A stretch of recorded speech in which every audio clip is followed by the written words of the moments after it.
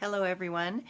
So I'm going to try and do what I have written out, and you can find this on my blogs and on Facebook and different places, but I'm going to kind of read out something that I had put together that is about the astrology from October of 2017 through 2020, because we're kind of going into this intense cycle, and I always think it's better to be informed than not informed. Now, saying that, you have to realize I am not the gloomy goat psychic. I am not the person who sees everything as a bad thing. But I do think that sometimes there are patterns and trends. And what I love about astrology is that you see a wave and everybody sort of ends up on that wave. And so, as a psychic, and the fact that I do this all day with people, you start to hear a particular pattern or a map. And I'm one of those psychics that I like to look at things from every direction. So I look at it from the astrology, I forward pace it, I look at it from the numerology. I start to hear the wave that's happening and the conversation that keeps happening over and over again with clients. And I believe we're all interconnected. And so I think what is dangerous is to not be informed, because I think you can change reality. I think you can change how something is going to manifest when you can see the negative trend or you can see the positive trend. It's kind of like if you know both doors, you kind of go, yeah, we're not going to go down that door. And so that you can kind of pull everybody another way. So as I explain this, I'm telling you not because I'm the gloomy goat psychic and I want the worst to happen. I am saying it so that you pull it back from that, so that you see the wave, you see the trend, and you kind of know not to take certain parts of that wave. And instead, you use self-discipline and meditation and self-control to motivate yourself to be part of a greater whole that is positive and light and loving and inspiring and motivated. And that also can change the world, because I believe you can be a moving force through negativity, and I think you can be a moving force through positivity. But I don't think you can be a positive force using positivity if you are not aware of the negative trend. Does that make sense? Okay, so bear with me, and here we go. So we're in this time where everybody is feeling bombarded with information, and believe it or not, I'm going to say that we're in a relative calm. Now, I think you're probably thinking I'm insane by saying that, but I want to take a look at this energy that is starting at the end of the year and moving beyond, because a heads up is better than being caught off guard. And then you can't say, I didn't know, because you kind of did know. And now you've got a ton of time to prepare, because I'm forward pacing this all the way to 2020. Okay. So I think for me, it's a really tricky balance to have a daily ritual to figure out how to see things, and then how to not want to give information that is in a negative way, but then also wanting to give the information to be of service to the bigger scheme of things. So know that this is my attempt at doing that. Okay. Life is evolution. Life is stages, and you have good stages and you have intense stages, and how you deal with intense stages becomes a personal choice. And staying in a calm, staying in a center, staying out of superstition, staying out of rhetoric, and dealing with facts, reality, I think is really important. Okay, so from the fall of 2017 and the winter of 2017, there are a couple of big things happening. Jupiter, the planet of expansion, money, love, and abundance, is going into Scorpio, which is an intense, dark, wet, abyss, death-oriented sign. And that doesn't sound terribly appealing, obviously. And we're expanding darkness, we're expanding the abyss. And so what that's going to do is whatever is buried on the inside, that deep, dark shadow of your most hidden self, is going to be unearthed. It's going to be coming up. The metaphor I've been using is that we're kind of scraping the bottom of a soup pot that was burned. And all of a sudden, that burned part is going to come up to the surface. And if you're not careful, that burned part can infuse the whole soup with this kind of crusty, burnt, bitter taste. Now, bitter tastes are not always bad. Okay, sometimes bitter tastes are very good for cleansing and healing. They're related to the liver in Chinese medicine. So, bitter isn't bad. Bitter is sort of sharp. It kind of bites you, it kind of wakes you up. I like to think of this as Harry Potter when he has the candies that are the sharps, and he says, be careful, they're a little sharp, and they bite him, right? We're in one of those moments that it's kind of like things are going to bite us a little bit. So, a lot of hidden darkness is going to be revealed between October 10th of 2017 and November of 2018. So it's a great time for personal growth workshops, yoga retreats, meditation tools, all those kinds of things, okay? Then the biggie comes in, which is that Saturn goes into Capricorn on the 21st of December 2017. And I'm one of these people that I like to look at, when has this happened before? Like I'm sort of I'm a psychic that's the most practical psychic you've ever seen. So I kind of go, when did that happen before astrologically? Oh, it happened there. What happened in the world when that pattern was particularly happening? Did it happen another time? What happened in that particular history place too? So I like to see that we as human beings repeat patterns and trends. And we're in one of those patterns and trends because this particular aspect of Saturn going into Capricorn magnifies some deprivation and hardship.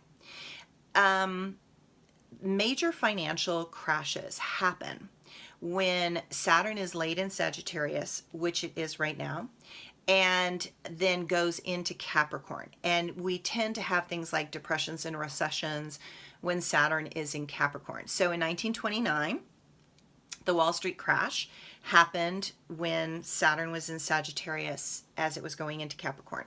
And also we're dealing with Saturn and Uranus positioned in such a way that it creates a negative connotation for economic prosperity. The other historical moment came in 1958, followed by a recession, which was 1959 through 61. Then there was also one in 1987, followed by a recession that was 1988 through 1991.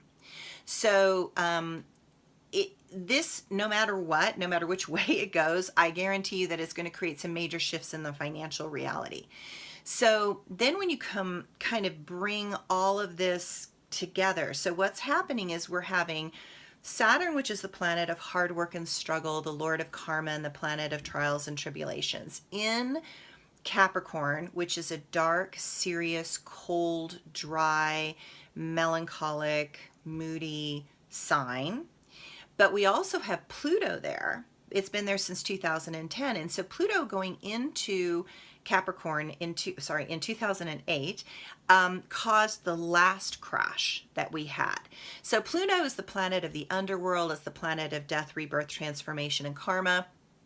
And so we're going to get both of these heavy hitting planets in this the darkest sign of winter solstice, which is Capricorn.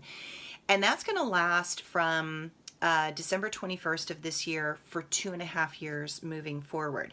But even more important, there's a moment where those two planets are going to conjunct, or they're going to point together. They're going to be at the same place at the same time.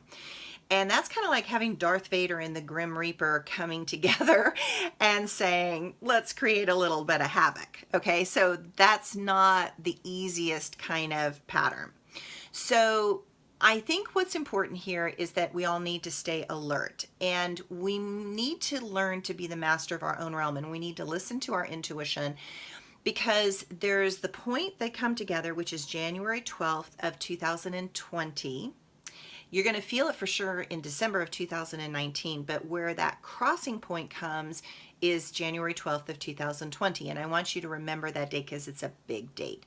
It's not just those planets. We're going to have Jupiter, which is a planet of expansion, and it's a fire giant, and it's the biggest fire giant also in Capricorn. And so we're going to have a massive redistribution of power, some sort of awakened awareness. spiritually, it's kind of like a rite of passage. It really requires each of us to hold ourselves to a very high level of personal integrity and morality. And it's also going to test your capacity and your resilience. So, again, think of this as the right use of power. The problem with this particular energy is that usually before that moment, which is January 12th, 2020, you have moments of intense corruption, abuse, greed seems to win over humanitarian issues and values. People tend to suffer. The poor, the elderly, the children suffer the most. And often you will see there's a complete disregard of moral standards because Saturn has a law of karmically bringing consequences to misaligned actions. And those actions will often take the direction that are pretty harsh. So right now, I want you to start practicing really high integrity, real high moral fortitude. Stay really true to your nature. Don't let anybody break you down on your values and your moral qualities. Then also we're going to have later in 2020, Mars is going to go into Aries. It's going to retrograde and then it's going to square over that Saturn-Pluto conjunction. And that tends to create serious political conflicts and sometimes global wars. So at the very least, you're going to reinvent yourself. At the very most, we have like a world war situation, or you have a collective level of global protests demanding radical change that, you can imagine that that can get a little aggressive. Okay. Now, then with Jupiter kind of in the middle of that, catching up to Pluto on April of 2020, that adds a lot of explosiveness and power to the situation because Pluto is kind of like an atom bomb.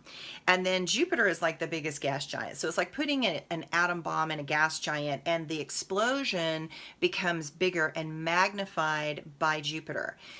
So what this is trying to do is it's trying to force and require truth to become the standard, which clearly is not happening at the moment. So Pluto tries to keep Jupiter grounded and pop this illusionary bubble of Jupiter's grandiosity. Spiritually, it's a really raw moment. You might find that as we build into this time, you're going to get a lot of false prophets, so people that pretend they're enlightened when they're really not, and they think they have all the answers. And if you buy into that, you're going to be in big trouble. So you're going to be broken down and humbled and tumbled by the firestorm of those aspects, which is why truth becomes so critical and so important. So we're coming into a time of dramatic planetary alignment whose intentions are to drastically change the destructive edges that are cutting up this world into pieces for the most powerful and wealthy. This type of change has no intention of being a smooth process, but it's about bringing new solutions and completely altering the old paradigms, which really do need to change. So it's a rebirth. It's a little bit of an intense rebirth. It tends to be a little painful as it unfolds, but again, I want you to see the writing on the wall. I want you to see what's happening. I want you to make choices that support your family for their own safety and security and health and well-being. And just be smart. Don't hide your head in the sand. Don't ignore what's going on. Don't just say it's going to pass, because we're actually in a downward slope. So we're not in an upward slope, we're in a downward slope. And again, you can ride waves down and it can be really, really exciting. It doesn't have to be bad, but if you don't know you're on one of the biggest waves of your life, you'll be careless. And then that wave can kind of slam you into the coral reef, right? So my suggestion is let's stay awake, let's stay alert, let's decide which waves we want to take and be calculated in that. Okay? Thanks.